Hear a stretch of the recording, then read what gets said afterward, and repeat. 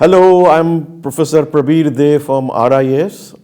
In next half an hour, I'm going to talk about India in regional organizations. Let me first tell you that India's involvement in regional organizations, which are primarily three types. When the regional organizations where India is involved is driven by trade, for example, RTAs, you will find that there are regional organizations like SAFTA, ASEAN-India Free Trade Agreement, India-Sri Lanka Free Trade Agreement, like that. So these are the regional organizations driven by trade where India is involved. There is another objective of India's involvement in regional organizations which are having multidimensional objectives. One is East Asia Summit Group countries, EAS, which is ASEAN plus 18 countries including India. BIMSTEC, for example, Bay of Bengal Initiative for Multidimensional Sectoral Technical Economic Cooperation, in short BIMSTEC. SAARC, IORA, Indian Ocean Rim Association countries, BRICS, G20. So these regional blocs or regional organizations, all of them are having a multidimensional objectives, not just trade or economic cooperation, but also several non-economic cooperation they do all the time. The third one is the development organization where India is involved with its development objectives. And if I pick up regional or global cause, for example, climate change, India introduced Solar Alliance, International Solar Alliance, ISA, and as an India's commitment to the Paris Agreement, climate change agreement. CDRI stands for Coalition for Disaster Resilience Infrastructure, India's commitment to disaster relief and resilience building. Colombo Plan, which is in Sri Lanka, Asian Development Bank, for example, UNASCAP, which is headquartered in Bangkok. So these development organizations where India is involved with regional and global cause are one of those important regional organizations where India is involved, and also India drive its agenda. And in any way, India's primary objectives is to strengthen the regional or global relations. So these regional organizations are paying in terms of its regional achievements, regional objectives, as well as through regional cooperations, we offer the global commitments. For example, climate change, disaster relief, aid, development cooperation, like that. Neighborhood always comes first in India. India looks at its neighbor. If you pick up Ministry of External Affairs annual report and you pick up from any year, you will find the first and foremost chapter is on neighborhood. So when the Prime Minister Narendra Modi came in power in 2014, then India introduced the Act East policy. It is an more encouraged, more added interest driven Look East policy. So neighborhood comes always first in India, and neighborhood first is the key pillar for India's foreign policy. And if you look at neighborhood more closely, particularly to the eastern side, where we have an Act East or extended eastern neighborhood, we found India's phenomenal progress in terms of its global trade. India's, at the moment, 25% of India's global trade is done with Southeast and East Asia. That has been achieved with a very, very calibrated manner, driven by a Look East, Act East policy.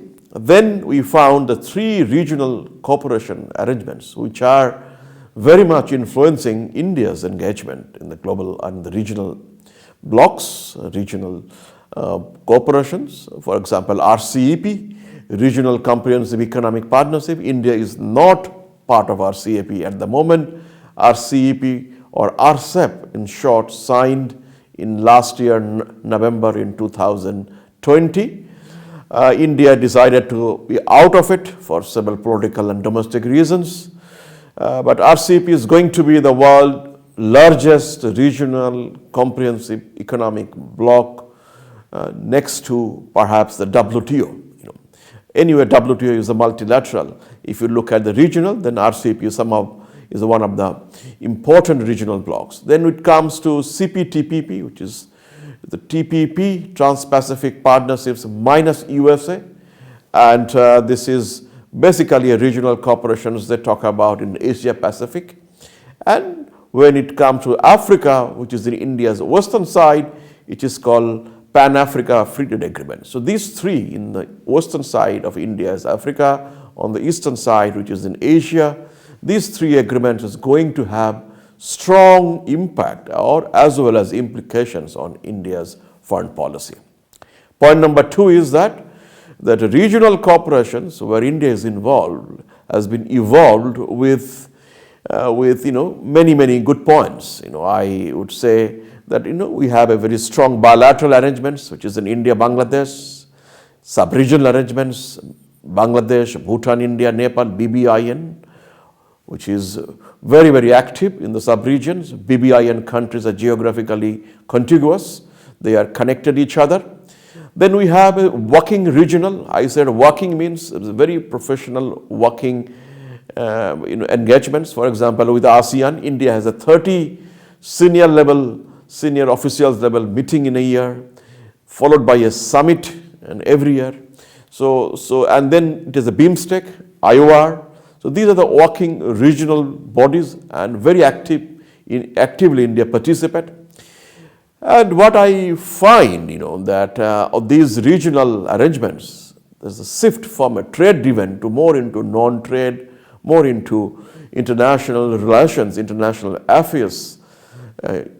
For example, if you come to IOR or Indo-Pacific or a Quad or BIMSTEC or ASEAN, you will find the transformation from a trade lead to more kind of a non-trade, more non-economic areas like maritime cooperation, maritime connectivity, culture, and other non-traditional security areas. In short, the regional cooperations has evolved over time, so also is India's engagements.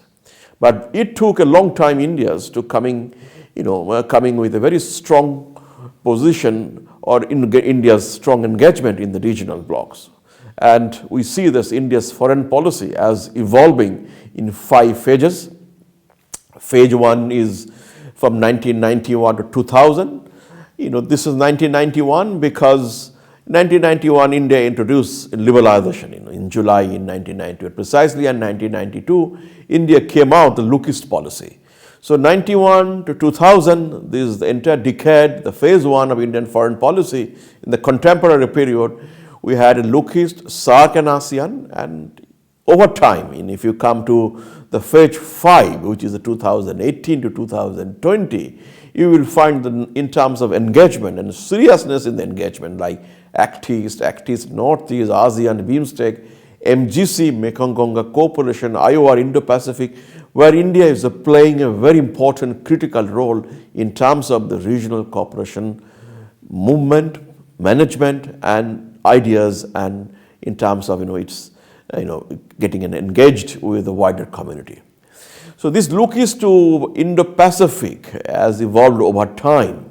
India has also crossed several milestones, from 1991 all the way it is coming, in 2020.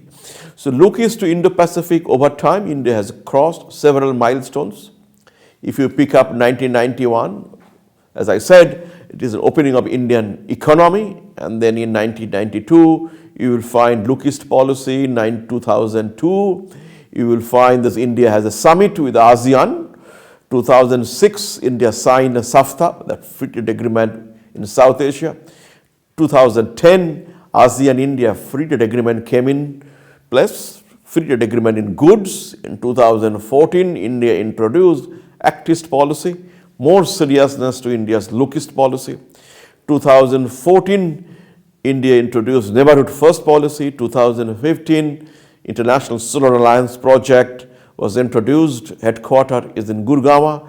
2016, India and other member countries of the BIMSTEC came out with the BIMSTEC mini summit back to back with the BRICS at Goa. 2018 ASEAN India celebrated its 25 years of partnerships, and remember in 2018 Republic Day, all 10 ASEAN countries came to India as our chief guest. Very unique, and for the first time in Indian Republic Day celebration history. So that kind of seriousness India always attaches to the Southeast Asia, ASEAN in particular. 2019 Indo-Pacific Oceans Initiative, IPOI, was introduced. IPOI has 7 pillars. First pillar is maritime security, and with maritime safety, maritime resources, etc. Seventh pillar is trade connectivity and maritime transport.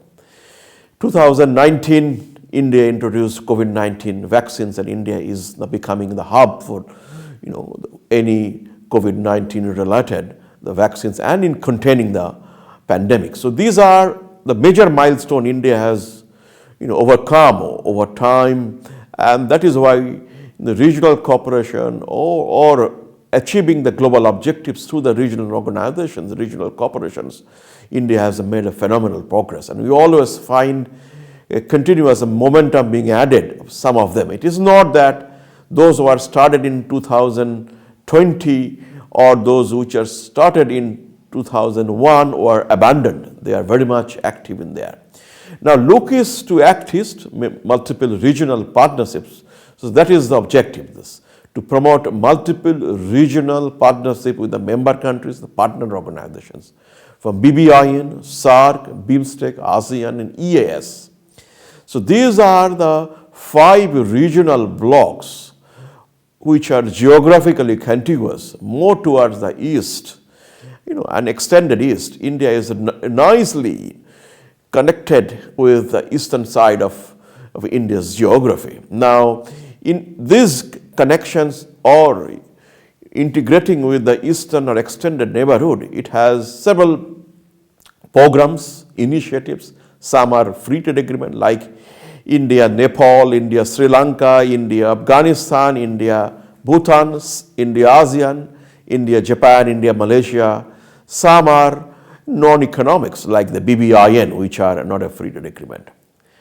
Now, way towards Indo-Pacific, there are, the path India has picked up through the regional cooperation is the Look East to Act East and to Act Indo-Pacific from 1992 all the way to 2020 at the moment.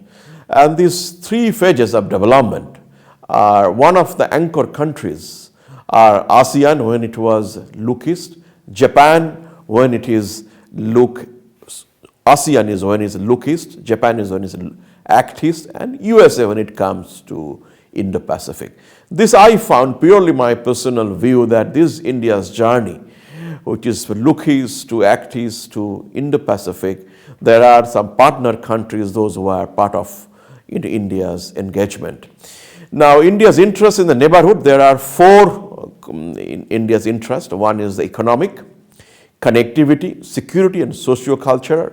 Whenever it is a neighborhood within India's engagements, then when it is come to the security, that's a traditional and non-traditional security. When it is come to developmental, India extends a line of credit, grant. When it comes to technology cooperation, India shares technology sharing or helping countries for the technological development and investment. India has a very strong private sector as well as public sector. So these are the units which India uses when it comes to the neighborhood first programs. Now, if you come to India in regional trading arrangements, you can see from the graph or the figure that India is almost everywhere in the world. And if you zoom in, then you will find India's engagement with South Asia, Southeast Asia, some of the African countries, Latin American countries. India has signed preferential trading arrangement, free trade agreement, and also several other supra-regional cooperation like Indo-Pacific. Let me tell you about India's strategic interest through the free trade agreement. Certainly, there is some strategic interest as well. There are 5 types of trading agreements. One is the comprehensive Economic Cooperation Agreement, it's called SECA. India signed 4 SECA. There are Comprehensive Economic Partnership Agreement. There are 7 agreements that India signed. 20 agreements India signed with the Free Trade Agreement. 10 signed India Preferential Trade Agreement, and there are some more. So in total, 43 trade agreement India signed and reported to the WTO.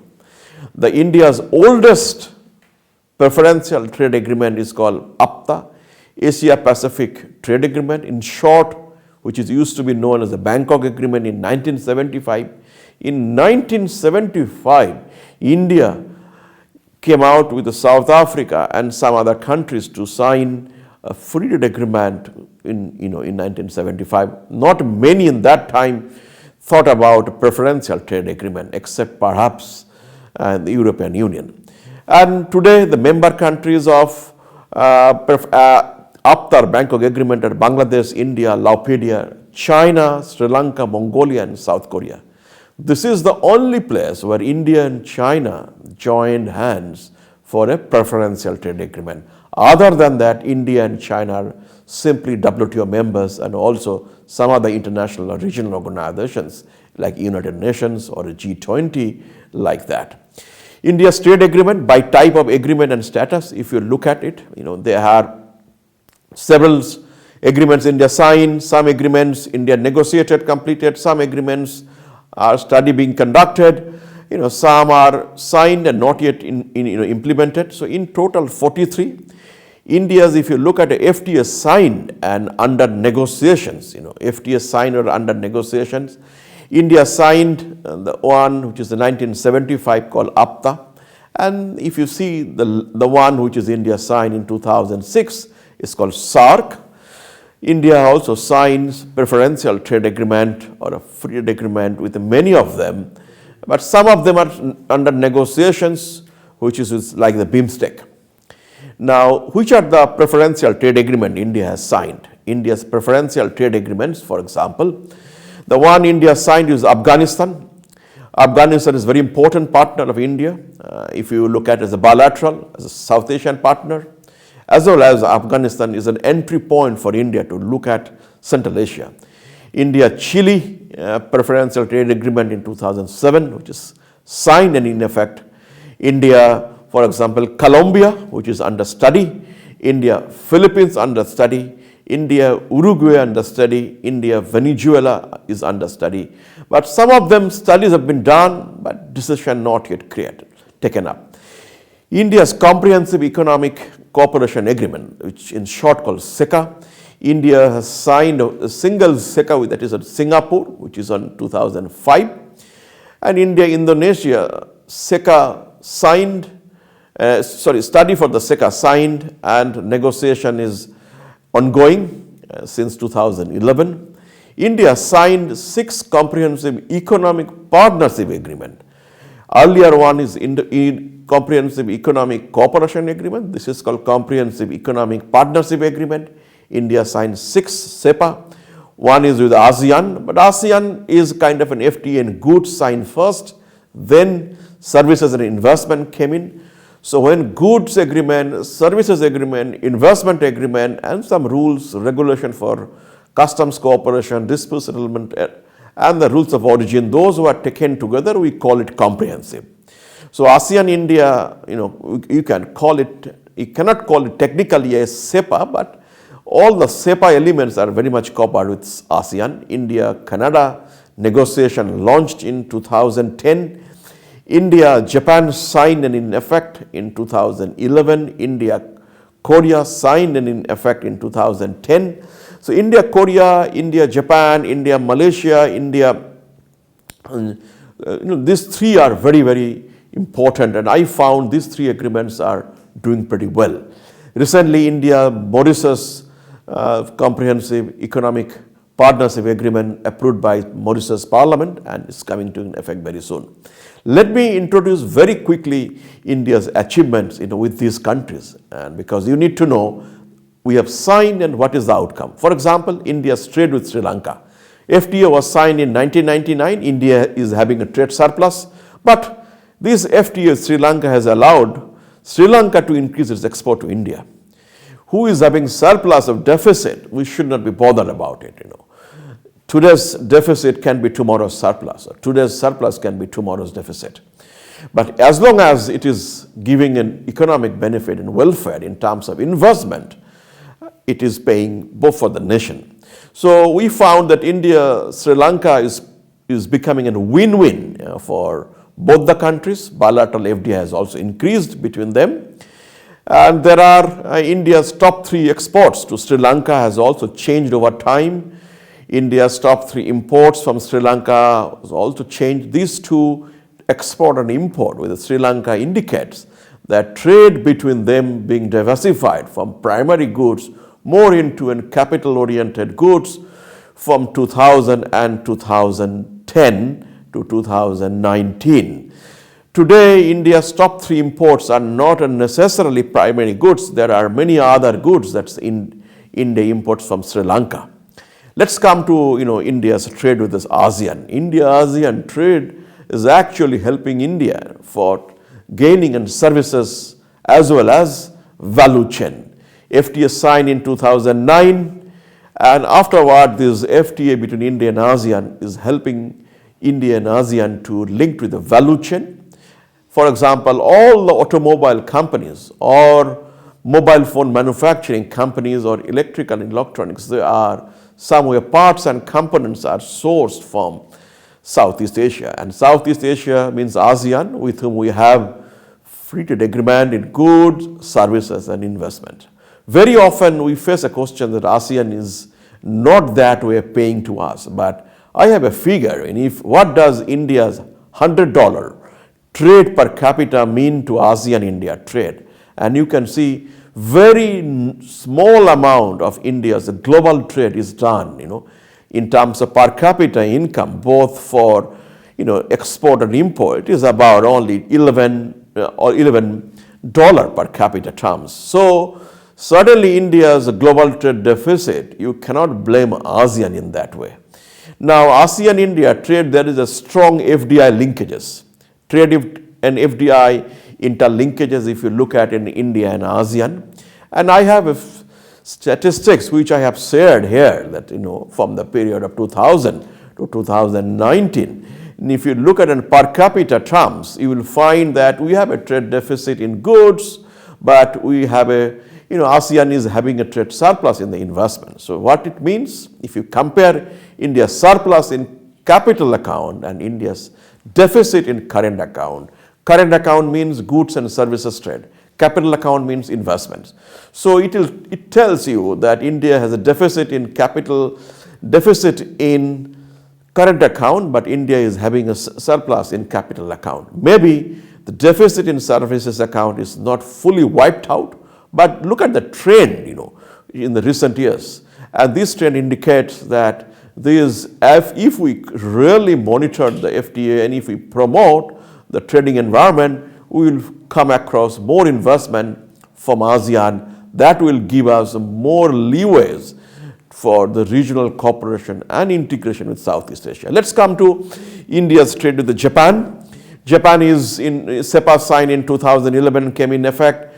With Japan, India is having a trade deficit, but certainly India has gained in terms of foreign direct investments. And India's top 3 exports to Japan and top 3 imports from Japan have changed over time from 2000 to 2019.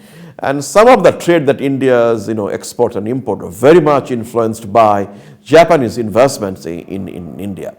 So India-Japan CEPA is very much rewarding for India's market access globally, as well as India's export to Japan, for example.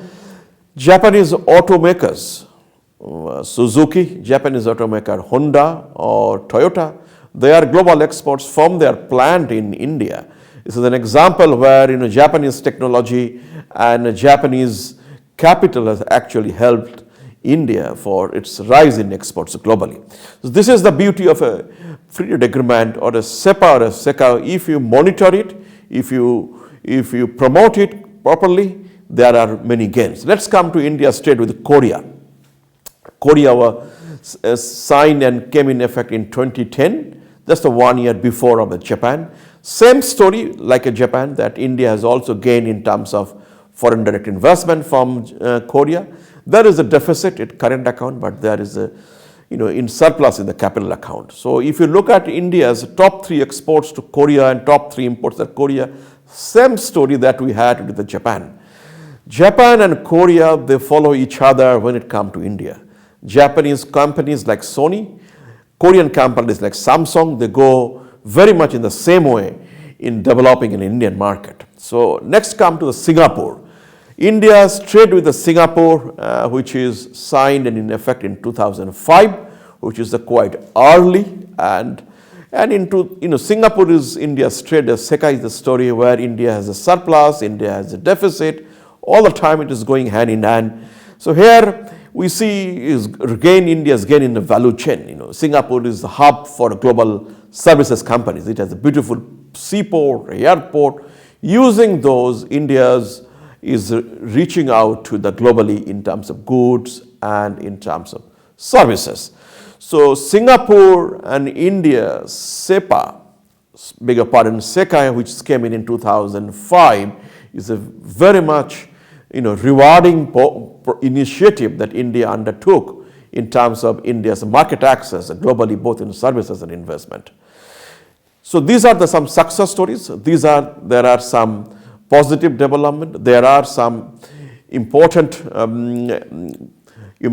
messages from these initiatives, but as well as there are disadvantages, there are setbacks, drawbacks, and there are many challenges. If in terms of challenges, one is when you talk about regional cooperation, regional integration in India, it has a noodle ball syndrome or spaghetti ball syndrome, that if you go and sign FTAs and if you don't follow it up, it may not be rewarding all the time.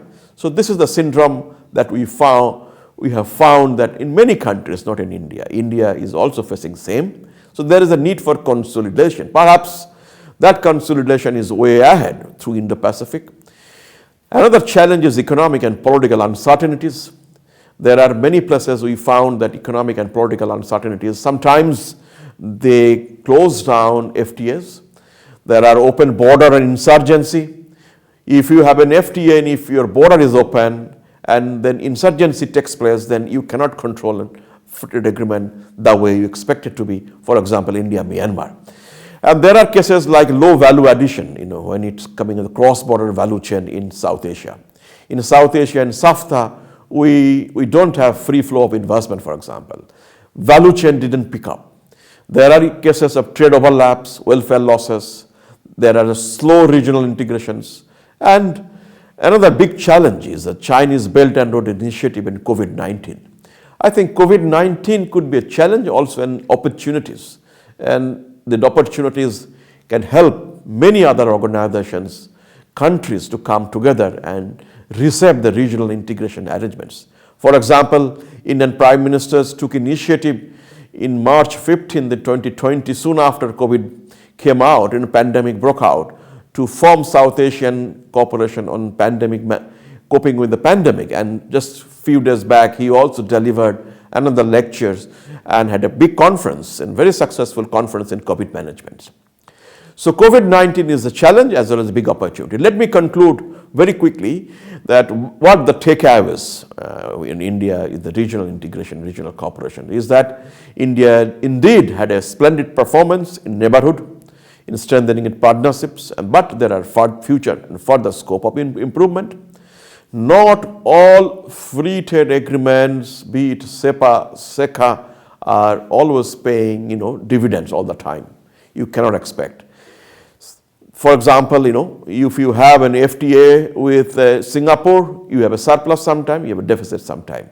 But it all depends how you monitor the FTAs. You need to strengthen your own capacity and capabilities as well if you'd like to have dividends all the time. So my suggestion is that you continue with the non-economic, non-trade activities like connectivity projects, which are basically the best endeavor basis, border management, trade facilitation, corridor development, digital connectivity, maritime security, like that. So the focus on training and capacity building, education, people-to-people linkages, tourism, agriculture, health, disaster management, these are the areas we can do more regional cooperations. We should give greater focus on the BBIN, Bay of Bengal, Africa, Central Asia, island states in Indian Ocean and Indo-Pacific. So with that, I conclude that regional cooperation and integration and India's involvement, India has always encouraged, it's neighborhood first, and we see kind of a more vibrancy in the neighborhood, and there are many projects, many cooperation at the moment is happening, and I am very much optimistic on to continue with the trend and in the higher momentum. Thank you.